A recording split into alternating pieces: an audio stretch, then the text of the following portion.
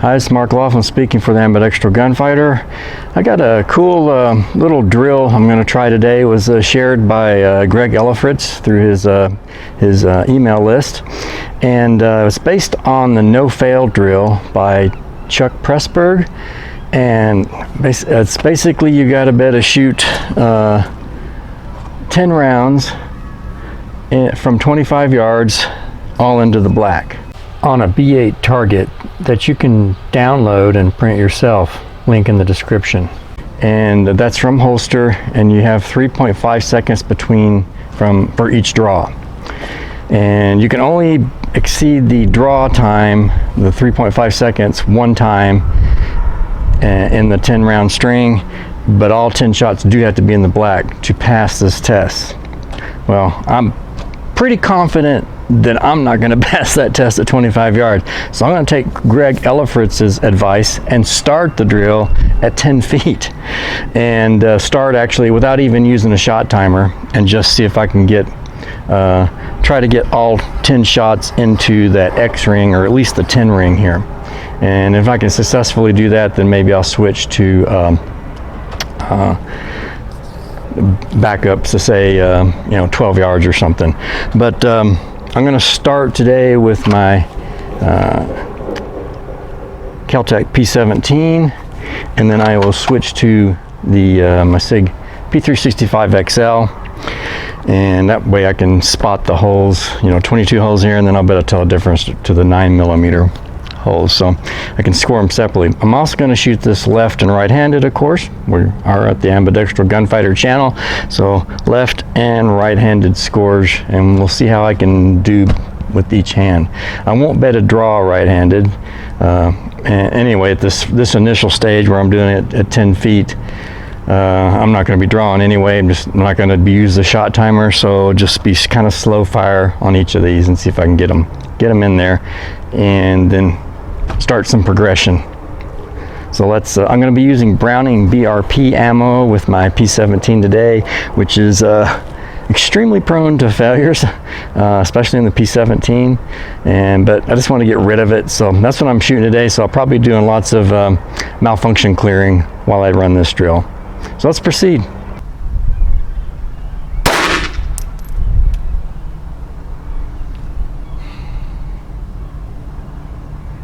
Be sure to check out Greg Ellifritz's article, I Failed, the No-Fail Pistol Drill. It's at his Active Response Training website, and I'll include a link down in the description. It was from this article that I took his advice to start at 10 feet and do it with no time limit, and then advance slowly. And that's the plan. I'll do it at 10 feet, and then at some point work up to 12 yards, and then and ultimately hopefully reach the goal of 25 yards. I figure if Greg Ellifritz fails to pass the test with his extreme credentials in firearms and fighting skills, definitely worth checking out his resume on the site. You'll understand why it gives me makes me feel like it's okay for me to fail as well. All right, so looks like I did get all 10 in the 10 ring, or the X ring. So we'll try it right-handed, see if I can replicate that.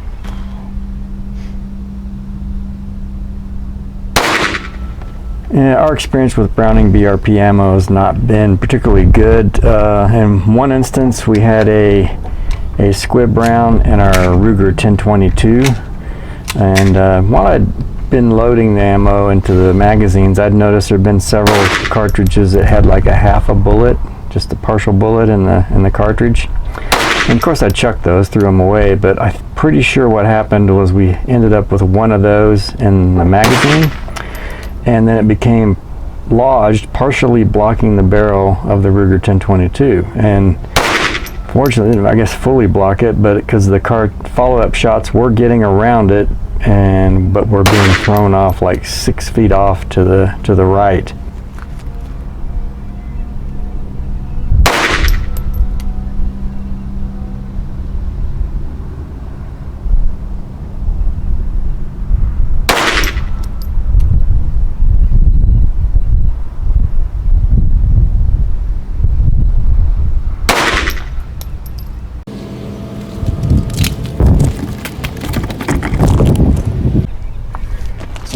like I pretty much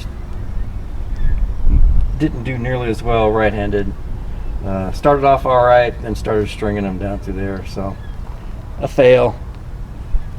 Let's switch to 9.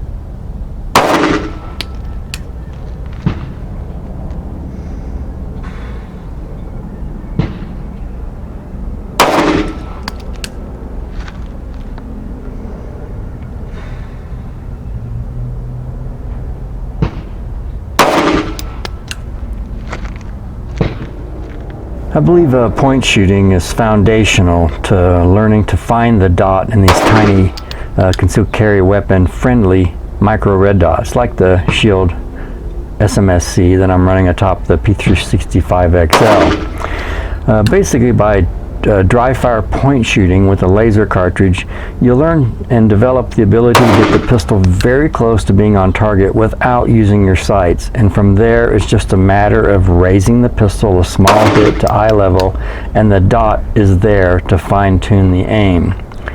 Point shooting is aim shooting, but it's just aim shooting using your body physiology rather than your eyes. This also encourages a target or threat focus, both eyes open, level of attention, where you then insert the red dot between your eyes and the target. The brain combines the image from each eye, the optic body fades away, and the red dot looks like a laser dot projected onto the target. Okay, if they'd all grouped down here, I would have said that was some pretty good shooting, but I did start off hitting, I think, with a couple of hits right into there, and then went down to here, kind of stringing them down here. So that's not too good. So must be anticipating recoil and pushing forward on the pistol. The first couple of shots must have been like, 22. I got used to the 22, no recoil. Now I'm anticipating recoil and putting the shots low. Otherwise, I would blame it on my sight being zeroed for maybe 20 yards or something. But the fact that I got the first two, I think they're in the X ring, suggests that these were problems with me. Let's try it left-handed. All right, so let's try the Sig P365XL right-handed. I'm gonna put on gloves this time. Felt like sweaty hands were losing grip. Excuse me.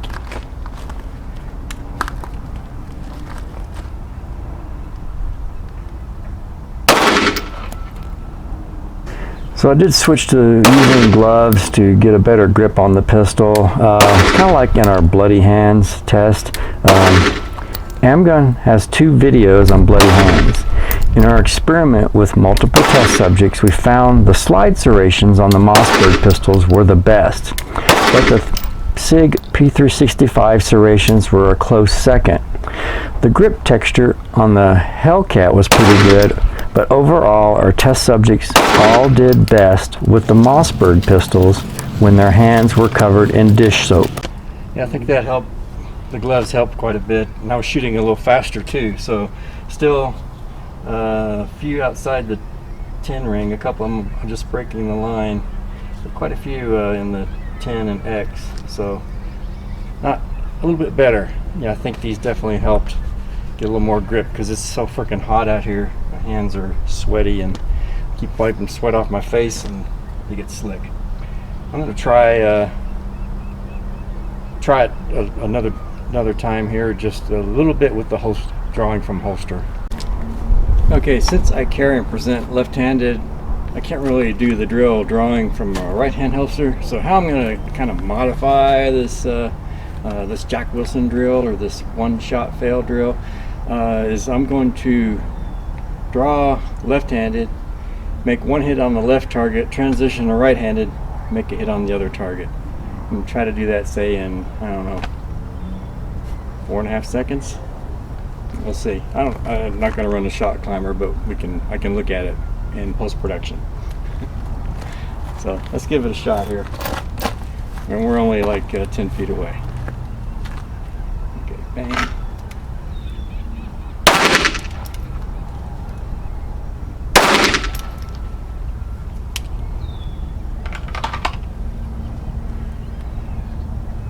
Okay, left-handed just broke the X-ring, right-handed just inside the X-ring, so okay so far.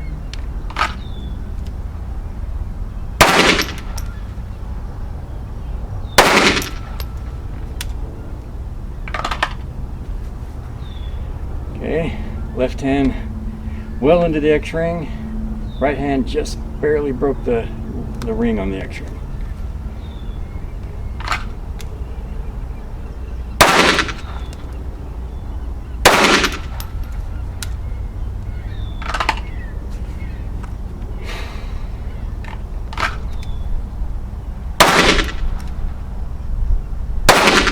Okay, rush that one a little bit. Last one, outside into the 10 ring.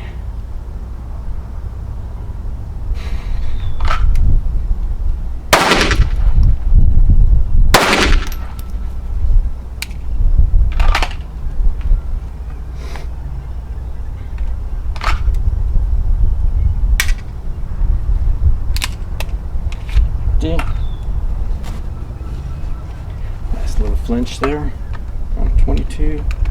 It's freaking embarrassing.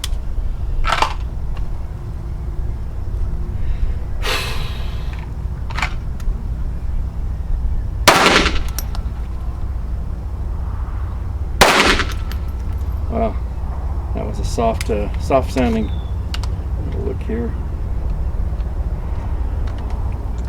Just to make sure that wasn't a squib, I'm gonna eject that and take a peek down the barrel. Okay, good.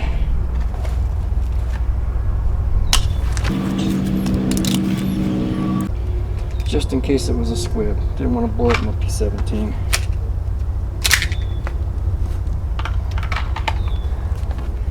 I was pretty sure I saw the hit, but it was soft sanding. Why carry and present left-handed?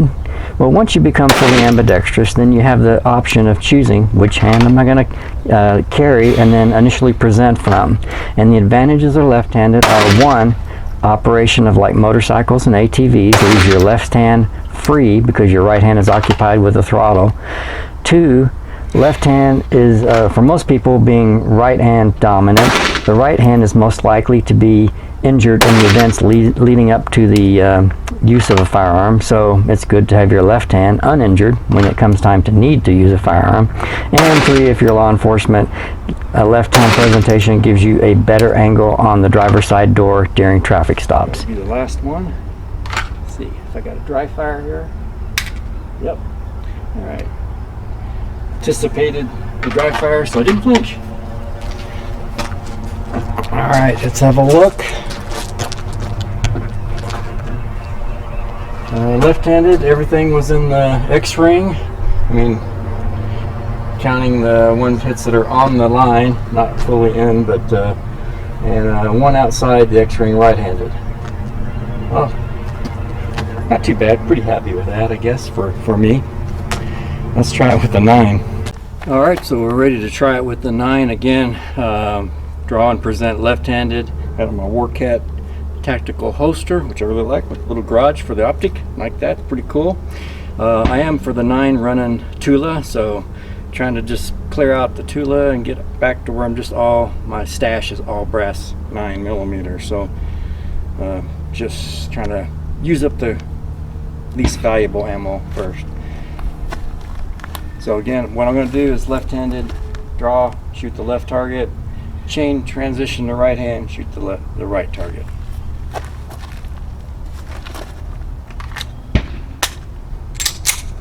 Safety's on. I do have this equipped with a safety.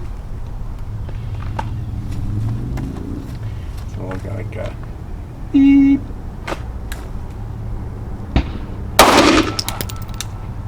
Oh, forgot. Transition to right.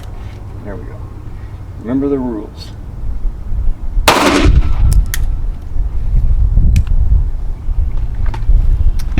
I have to transition back to left hand to put the safety on. This thumb doesn't elevate. That's whoop! I didn't get a good point shot on point aim. I'm going to draw that one again. Distracted glove came loose. Find that safety.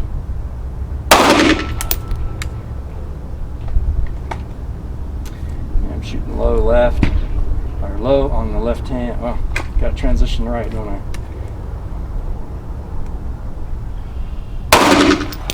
There, that was a decent shot for me for 9mm. Just catch it, just missed the X-ring. Okay, so remember the rules.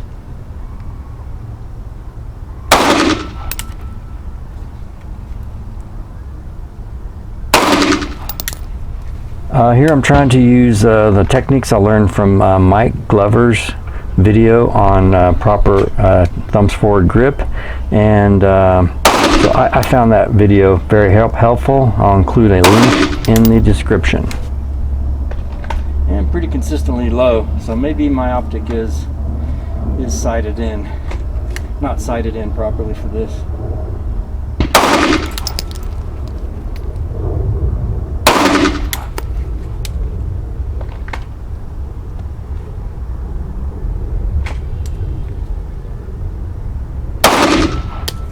Definitely felt myself pull that one.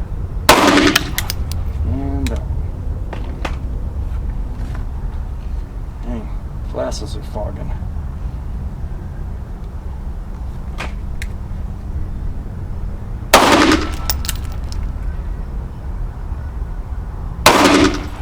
Nice group left-handed, just all of them low, so not so bad really, I guess. Certainly not going to get me on at 25 yards though. Here's left-handed, nice little group. Right-handed, I guess right-handed wasn't too bad. I got a flyer there. This definitely is not going to be up to par. Well, the group probably is once if I were to move that group into the X-ring by adjusting my sights. Back at 25 yards, would I still be in the black? So I'm at 3 yards here, so I'd open up 6 times as much. Probably not. Anyway, we'll keep working on this and see if I can suck a little bit less, and then maybe next time we'll come out and we'll try progressing back a little bit further. We'll maybe move back to 15 yards. Here we are. We moved back to 10 yards. Let's see how I do. If I suck, I'm not going to include this in the video.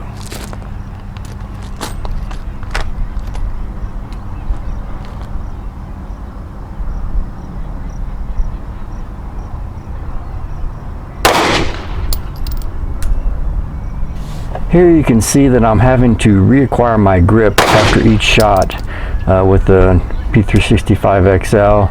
Of course, I'm supposed to be drawing from the holster, in which case this issue would have been hidden, but here we can see after each shot, reaccessing and reacquiring the grip, which is apparently not gripping tight enough with my support hand.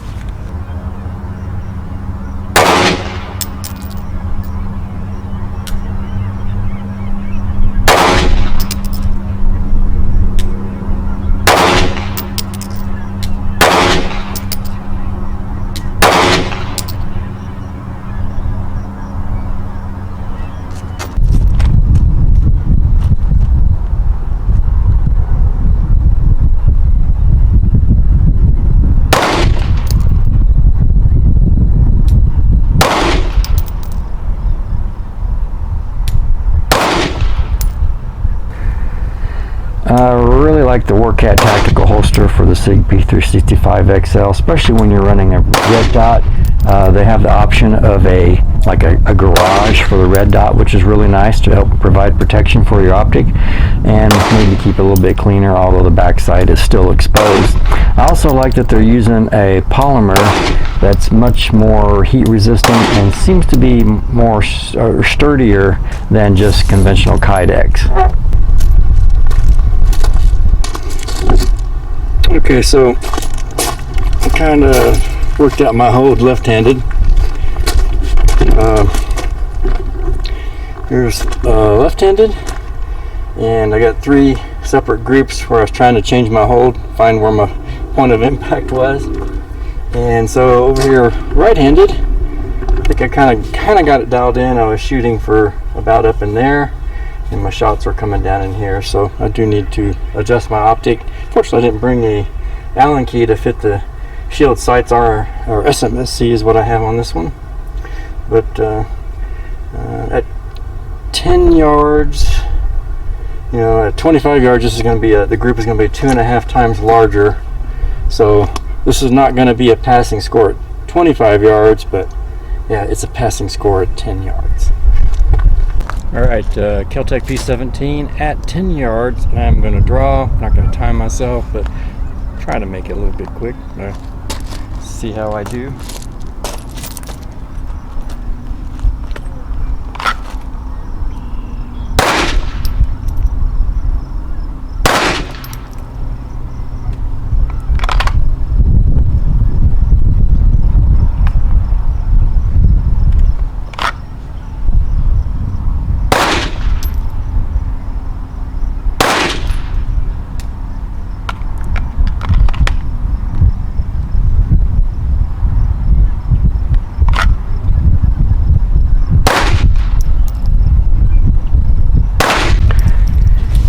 And in this string of fire, we are transitioning from left hand to right hand, which, you know, it technically should be done from behind cover.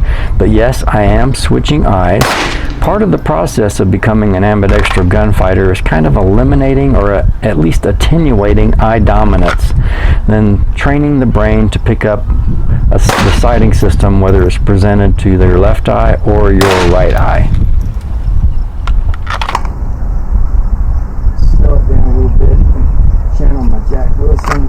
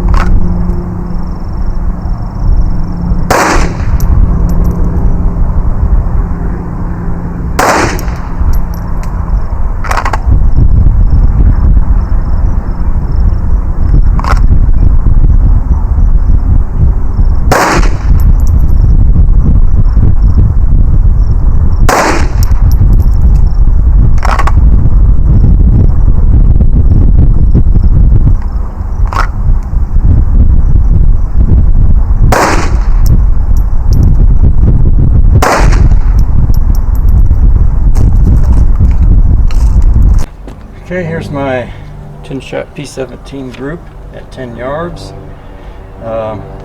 So to get at 25 yards, it's going to be 2.5 times that. So probably not in the passing the test at 25 yards yet. About the same right-handed, maybe a little bit bigger group, but at least it was in the black. All of them are in the black. Oh, nope, there's a flyer there. So yeah, not as tight as my left-hand group. Got some work ahead to beat this at 25.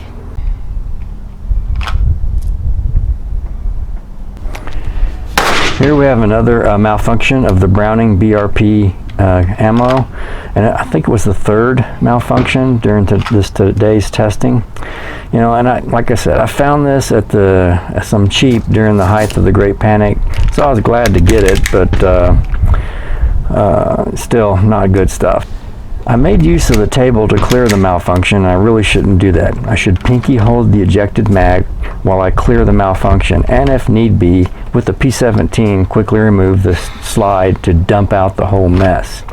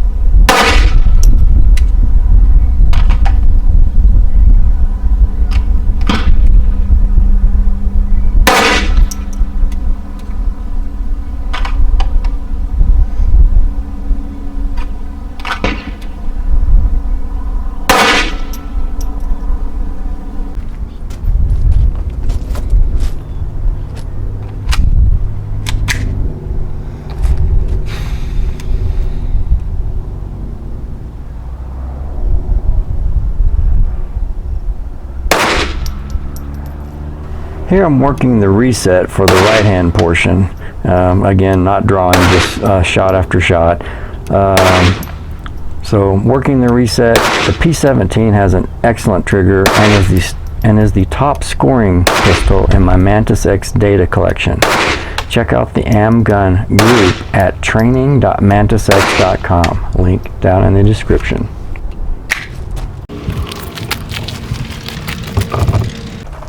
Okay, I was shooting for the top edge right here.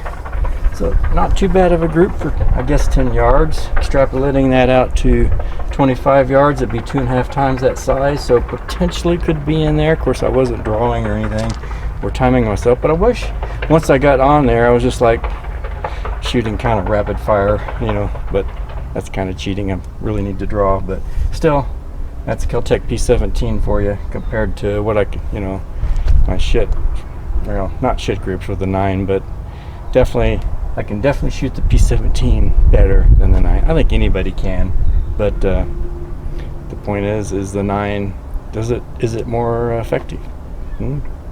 Check out our other video, how the 22 wins, and how the KelTec P17 wins. It's Mark Laughlin speaking for the Ambidextrous Gunfighter. Please like, share, and subscribe because this was a really hot day. Okay, so for my last